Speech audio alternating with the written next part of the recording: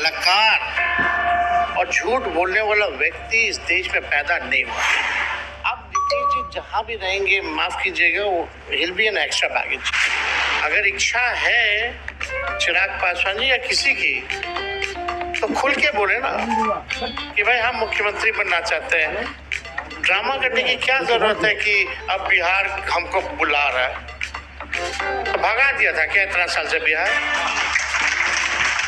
महागठबंधन के लिए मुख्यमंत्री का चेहरा कौन है? आप हैं? देखिए, आपने बहुत टाइम ले लिया। अगर आप कह रहे हैं कि मोदी जी झूठे हैं, तो फिर 3 बारी क्यों वो इलेक्शन जीते हैं? propaganda, all the constitutional institutions are being hijacked. Media is being hijacked. उनका कहना है कि नीतीश कुमार टोटली फिट है। रेप पीड़िता के घर क्यों नहीं जाते मुख्यमंत्री? कहीं घटना होती है वहां क्यों नहीं जाते मुख्यमंत्री? प्रेस कॉन्फ्रेंस क्यों नहीं करते हैं मुख्यमंत्री? He is tired. फिर सरकार कौन चला रहा है? Retired corrupt officers. उत्तराधिकारी कौन होगा फिर? जेडीयू। पहले पार्टी रहेगी तब तो। प्राइवेट सेक्टर में आरक्षण होना चाहिए जाति के आधार पर? एकदम होना चाहिए। आपने जो अपने बच्चों का नाम रखा, क्या मैसेज क्या देना चाह रहे हैं? इराज क्यों नाम रख रहे हो? इजाज खान नाम रख लेते हैं। उन भक्तों को ये नहीं पता है कि इराज जो है संस्कृत शब्द है। उन लोगों को कोई ज्ञान नहीं है सनातन का। आपके भाई को लेकर बहुत कुछ सोशल मीडिया में आया है। इसका राजनीतिक खामियाजा आपकी पार्टी को भुगतना पड़ेगा? ये देखिए, एक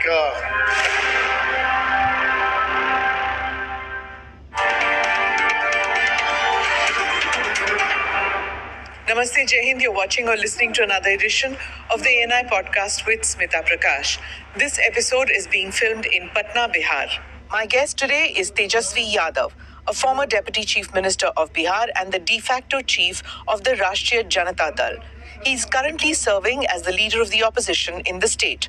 Before entering politics, Tejasvi was a professional cricketer.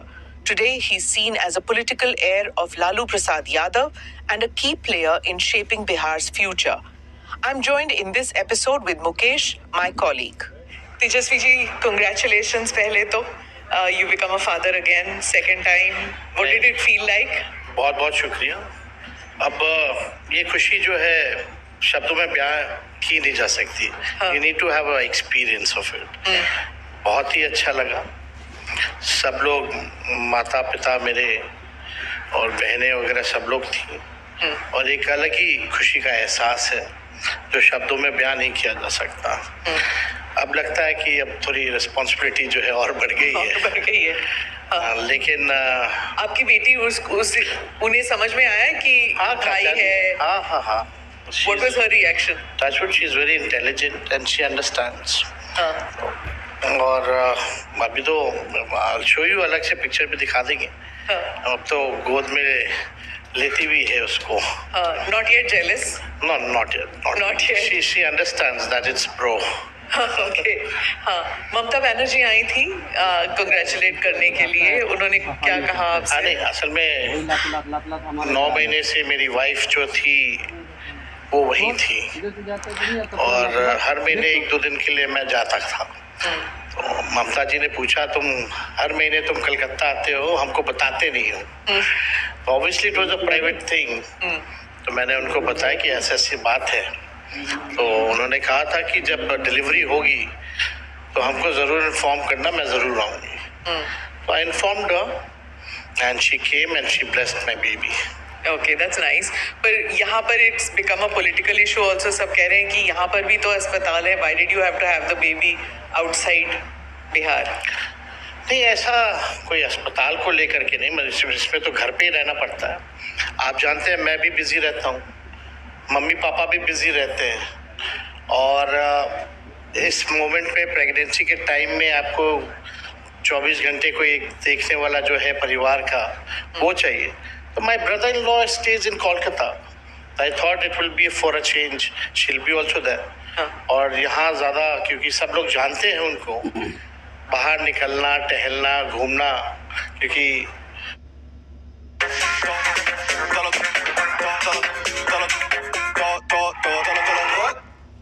वो हो नहीं पाता है। तो वहाँ कम से कम freely calmly she can stay with family, तो थोड़ा बेटर होगा इस थॉट के साथ। Because I am also travelling every day, 14-15 घंटे सड़क पे रहता हूँ। तो फिर मम्मी पिताजी की कभी कभी तबीयत ठीक नहीं रहती है, तो उस हालात में मेरे को लगा कि बेटर होगा कि उनको, सब लोगों की राय थी। It's nice कि आप you found the time to come, and I'm told it's your first podcast, so I'm really looking forward to asking you some political questions क्योंकि चुनाव होने वाले हैं। तो can you tell me a little bit whether your party is prepared to take on this big election machinery of BJP and JDU, और BJP जो है वो I think लगभग तय हो चुका है कि only our party, the Congress party never compromised with BJP। हम लोगों ने अपने विचारधारा से कभी भी कॉम्प्रोमाइज नहीं किया। बीजेपी और उनकी विचारधारा से हम लोगों ने हमेशा लड़ाई लड़ी है, कभी पीछे नहीं हटे। और ये चुनाव क्या, पिछला चुनाव में भी वी वर फुली रेडी। और आप कह सकती हैं कि 2020 का जो चुनाव था केवल 12,000 वोटों का अंतर था, और वो 12,000 वोटे का अंतर भी कैसे हुआ रात के अंधेरे में, वो बिहार की जनता सब लोग जानते हैं। अभी भी चाहे कोई आए, ये चुनाव जो है एक परिवर्तन का चुनाव होने जा रहा है, बदलाव का चुनाव होने जा रहा है। जो व्यक्ति 2005 में पैदा हुआ, आज वो 20 साल का हो गया है, और इस 20 साल के राज में नीतीश कुमार जी मुख्यमंत्री रहे, 11 साल से नरेंद्र मोदी जी प्रधानमंत्री रहे। फिर भी नीति आयोग की रिपोर्ट में गरीबी में बिहार नंबर 1, बेरोजगारी में नंबर 1, पलायन सबसे अधिक बिहार में होता है, प्रति व्यक्ति आय सबसे कम बिहार में है, प्रति व्यक्ति निवेश सबसे कम बिहार में है, शिक्षा चिकित्सा में हम फिसड्डी हैं, लॉ एंड ऑर्डर अगर एनसीआरबी के आंकड़े देखें तो लगातार 2005 के बाद से अपराध बढ़े हैं। जब 20 साल नीतीश जी को मौका मिल गया और प्रधानमंत्री जी को जब मौका मिला 11 साल, तो उन्होंने बिहार के लिए कुछ नहीं किया। और प्रधानमंत्री जी whenever he comes to Bihar, या प्रधानमंत्री जी तो किसी भी राज्य में चुनाव होता है उसी राज्य को बोलते कि हम नंबर 1 राज्य बनाएंगे। अब पता नहीं दूसरा नंबर पे कौन रहेगा, तीसरे नंबर पे कौन रहेगा।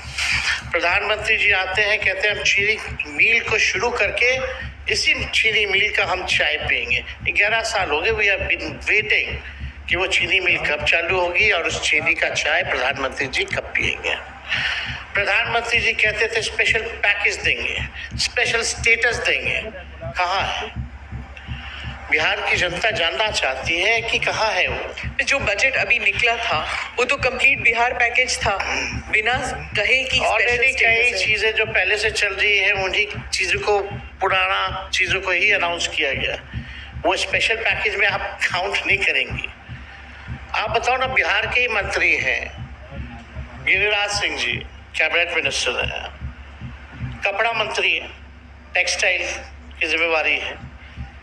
9 टेक्सटाइल पार्क में से एक भी बिहार को क्यों नहीं मिला? या कितने केंद्र में मंत्री है बिहार के लिए, केंद्र से बिहार में क्या लेके आए?